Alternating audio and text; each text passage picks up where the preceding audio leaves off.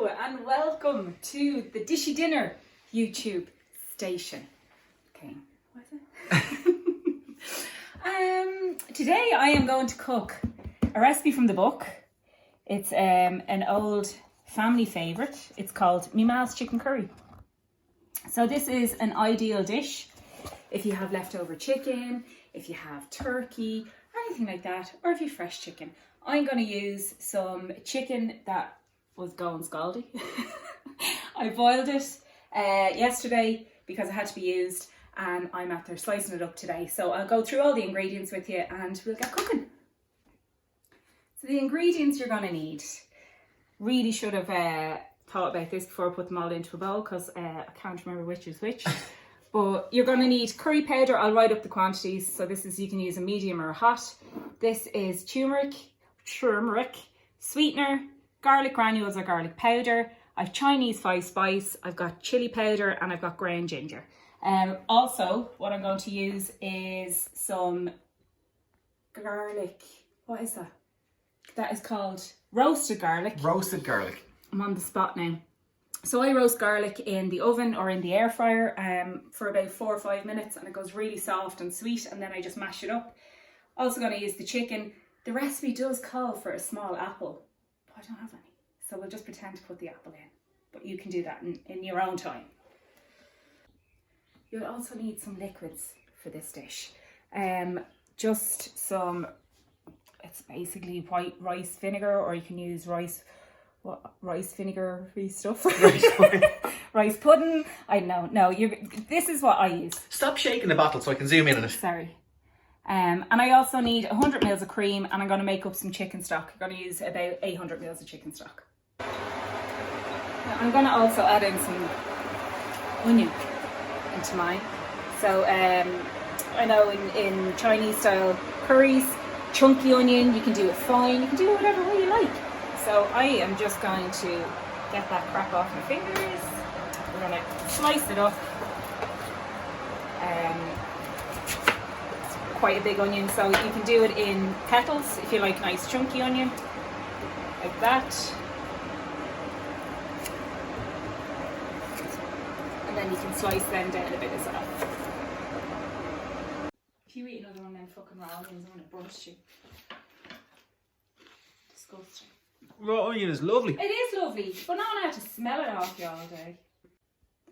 So this is a very forced smile. Carl likes to eat the onion as I'm cooking it or cutting it, which is fine, and raw onion is lovely, but I have to smell it off his face all day. So the onion is chopped nice and chunky. And now we're going to get going with the sauce. You're irritating me now. So I'm just making up my chicken stock, and it's literally just a stock cube in boiling water, and you just let it dissolve. You can buy chicken stock made up, whatever you fancy, but this is just cheap and cheerful, very handy, and it's going to be super tasty.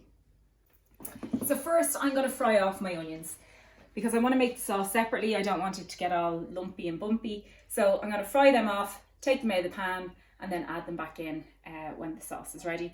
Now you can do your onion really, really fine, leave it in the pan, and it'll all kind of dissolve down into it and add a nicer flavour as well, but do it whatever way you fancy, whatever you like. So come over here to me cooker. So for cooking, I like to use a kind of high-sided pan. I just find it much easier, especially if you're doing a really saucy dish. It just keeps it all inside and doesn't go all over the place. These ones are really cheap, they're really handy. So I'm just going to throw my onion in first. Let it heat up. Fucking novelty of doing it. Real time. Okay, so there's an awful lot of onion in there. Obviously now you don't have to add onion, but just one of those things. So onions are in the pan. You can use a little bit of oil. I use a rapeseed oil, and it's a spray one, which means you can control the flow of oil that's going in, so you don't use too much. And if you need more, you can just spray it in. So just spray a little bit of oil, and then you're just going to let them fry off for a couple of minutes. I like them to still have a little bit of crunch, so you still get that nice oniony flavour. So my onions are nearly done. Now, like any dish that we have in the book, the recipe for the sauces and stuff, stick to that. But if you like extra veg, so you can add in peppers, you can add in anything you like, really, some broccoli, bulk it up. But we have fussy little eater in this house, and I'm doing the onion quite chunky so she can pick it out, or I'll pick it out for her. Do try to encourage her to eat vegetables, but it doesn't always happen. But what I'm going to do is, she likes petit pois, so I'm going to throw them in at the end when the sauce is ready. So I'm going to take the onions out, put them in a bowl, whatever you have. I'm just going to leave them to the side there. I'm going to go ahead and make my sauce, and then we're going to throw them back in. So now I'm going to do the sauce. So in the hot wok, it's hot from the onions. You're going to put in your chicken stock. So that's 800 mils of chicken stock going in. And then into that then, I'm going to add in 2 tablespoons of the curry powder. And I'm going to add in 1 tablespoon of turmeric. I'm going to give that a mix. And then we're going to get our other ingredients. So I've got my other ingredients. Throw them in as well. And what I have here is my garlic. So this is the roasted garlic I was talking about earlier. And what I do is, you can use a sharp knife, and you can just squish it down. So it kind of goes like a paste, and that just adds a really, really nice taste to the sauce. So we're going to pop that in now. Then we're going to add in our chili powder. Now, if you don't like a spicy kick, you can add less chili powder to it. So the garlic is in there now, and because it's already cooked, you can just lash it straight in. Now what we're going to do is we're going to add in our chili powder. Now, if you don't like too much of a spicy kick, you can add in less. I'm going to add in the ground ginger and the Chinese 5 spice as well. We're going to add in the sweetener. And then we're going to add in more garlic. So this is just garlic granules or garlic powder.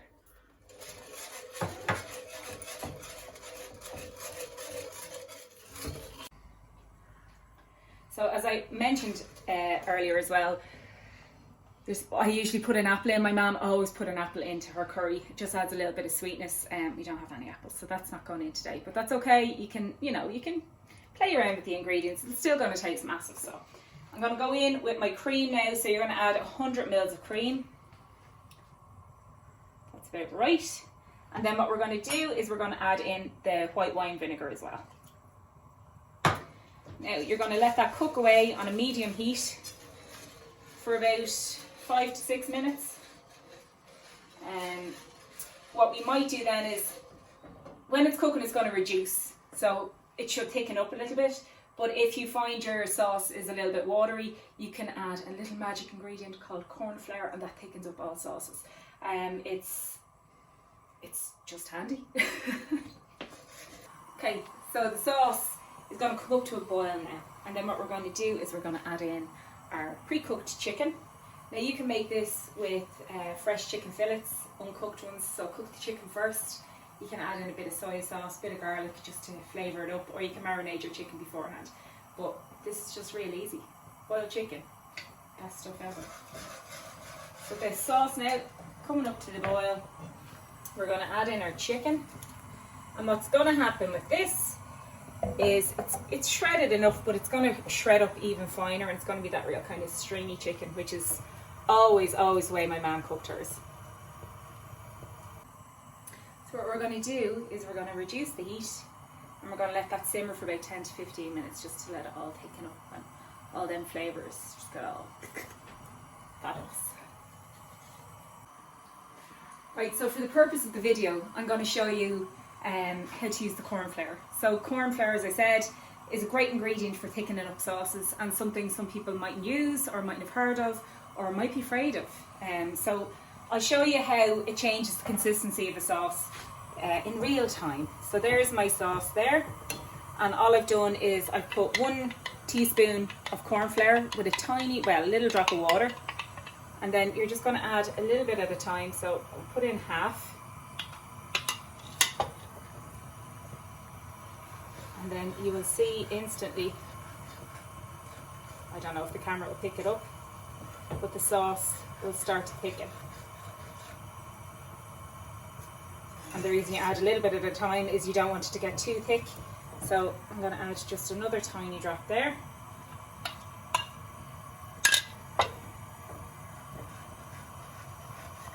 And I can feel it under the whisk there, that it's getting nice and thick.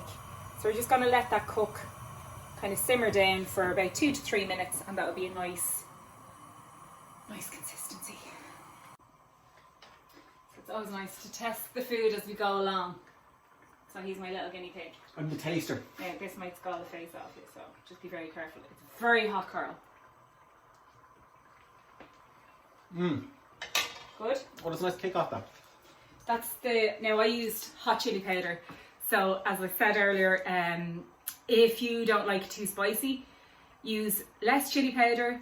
You're actually using nice kick off I that. don't use the hot one I like because that. you'll burn the mouth off yourself. So my sauce is coming along really, really nice. The house smells massive. Now what we're going to do is we're going to throw back in the onion.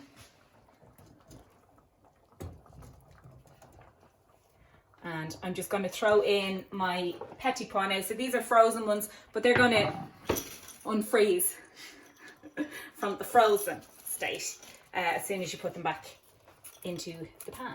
Not put them back in, put them into the pan. So we're going to just let that kind of simmer for 3 minutes or so, just to let the peas cook through. But you can see, look at the consistency of that. Look how gorgeous that looks. Oh, smells divine.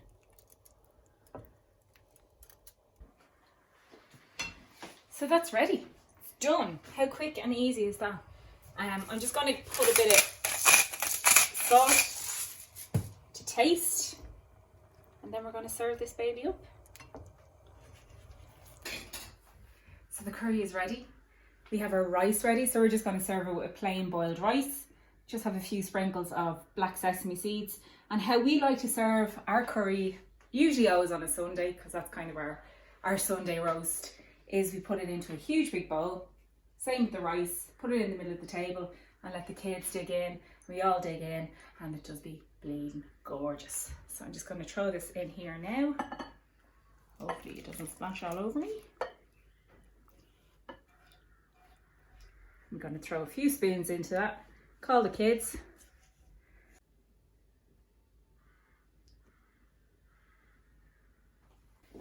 So I hope you guys enjoyed that, seeing how easy it is to make a fabulous homemade curry. We're going to have loads of recipes coming up over the next few weeks, so stay tuned, make sure you subscribe, and we will put the link of our book, shameless plug, in the comments. What is that called? What's that thing, Yoke? The comments? The description? The description! Put that in the description. Subscription. Cook along with us. Cook along. The next one we're going to do, we're going to post the ingredients, and we hope you do like a little cook along with us. I don't know what I'm saying. Right, dinner time.